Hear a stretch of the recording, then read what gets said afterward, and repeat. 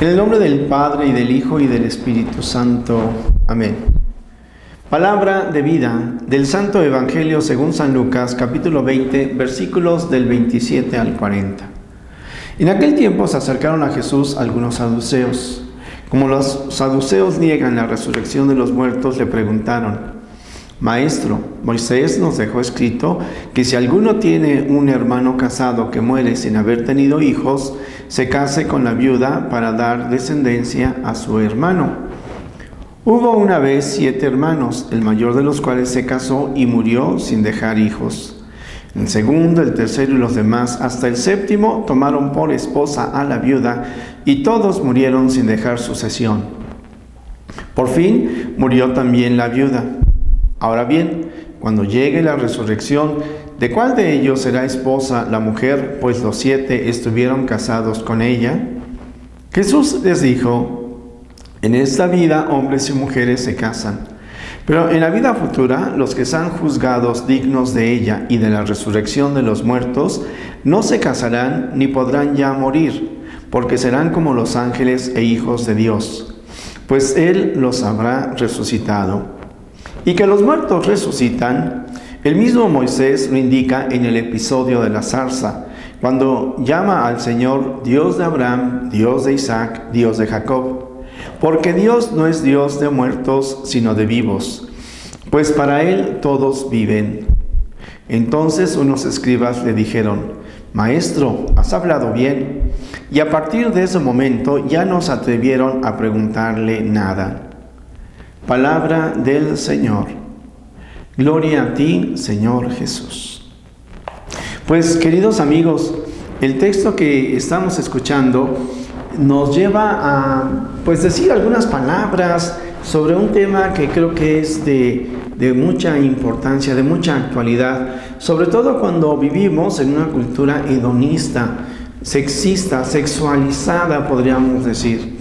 Y es de que quiero, y el tema, será muy amplio, no voy a desarrollarlo todo, pero por lo menos tener algunas pistas que nos ayuden a comprender un poco más nuestra sexualidad. Sí, ¿verdad que el tema, así la palabra ya te llamó la atención? Y le va a llamar la atención a muchas personas, independientemente de la edad que tengan, adolescentes, jóvenes, adultos, incluso personas mayores.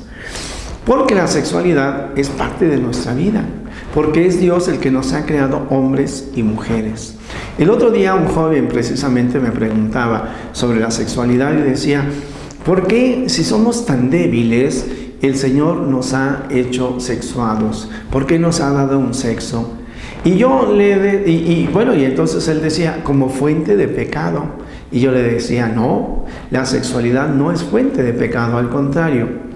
Dado que es un elemento que Dios nos da, también es un medio de santificarnos. ¿Sí?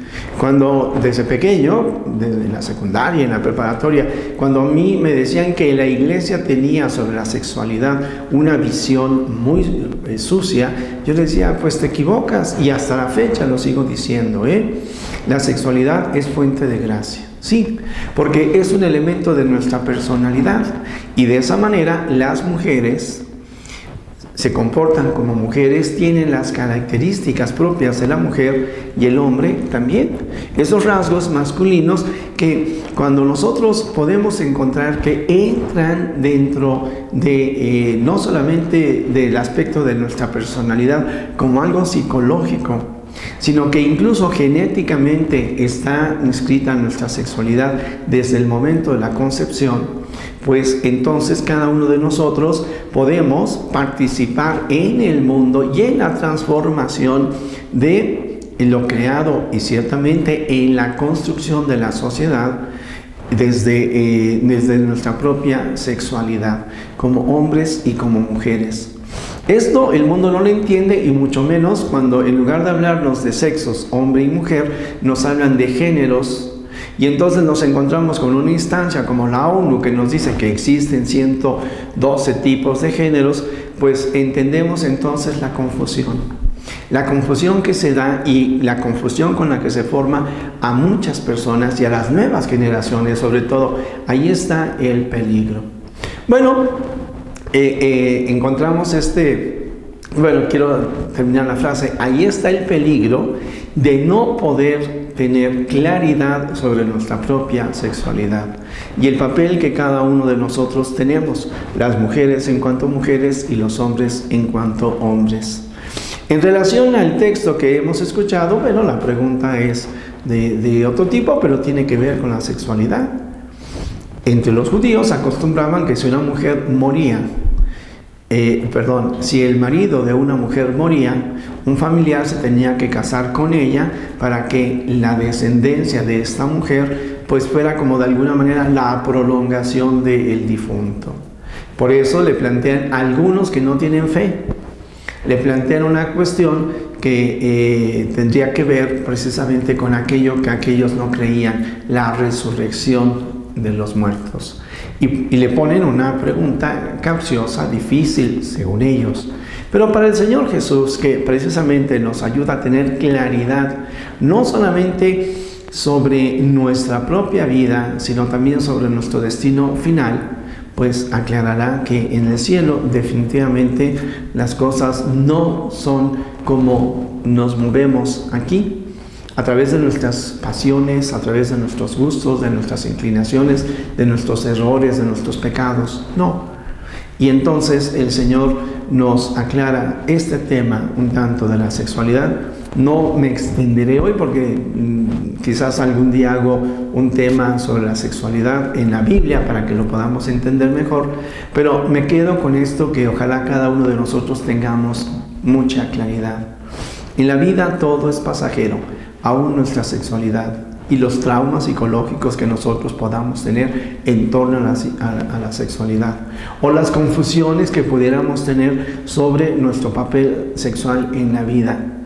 Aún todo esto pasa. Por eso nos podemos acoger a la misericordia de Dios, para poder poner orden en nuestra vida sabiendo que Él nos ama, entendiendo también entonces el maravilloso plan de Dios que nos crea hombre y mujer, y cómo a través de la unión de un hombre y una mujer se pueden engendrar vida nueva, y que esa vida nueva y esa unión del hombre y una mujer ha de contar precisamente con la bendición de el sacramento del matrimonio, porque la sexualidad es medio, fuente de gracia, de santificación para el hombre y la mujer, y del matrimonio entonces surge la familia, y que al término de nuestra vida, solteros y casados, todos estamos llamados a vivir en la presencia de Dios, y efectivamente la sexualidad también ahí no jugará el papel preponderante que hoy la sociedad sexualizada, consumista, hedonista en la que vivimos, pues pretende orientarnos. El tema, insisto, es muy amplio, pero hoy nos quedamos con esto. Dios es Dios de vivos. Dios nos ha dado en la sexualidad no una fuente de pecado, sino una fuente de gracia, para poderla vivir solteros y casados, cada uno de nosotros de acuerdo a nuestro estado de vida.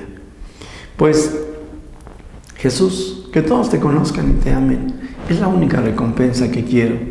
Y gracias porque también tenemos luces sobre estos temas que para algunas personas son difíciles de tratar, pero que vistos a la luz de Dios, efectivamente nos dan claridad, nos dan fortaleza para seguir adelante y realizar el plan de Dios.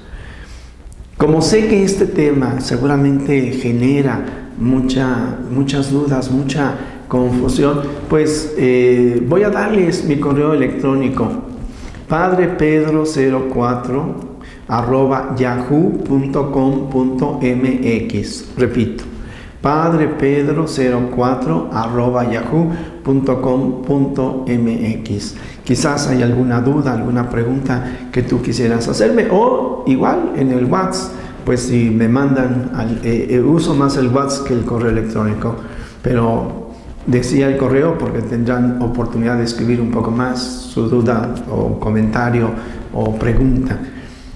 Me pueden escribir también ciertamente en el WhatsApp. En general, ya saben, yo les contesto sus respuestas, respondo ante sus preguntas o saludos. Pues Jesús, que todos te conozcan y te amen, es la única recompensa que quiero.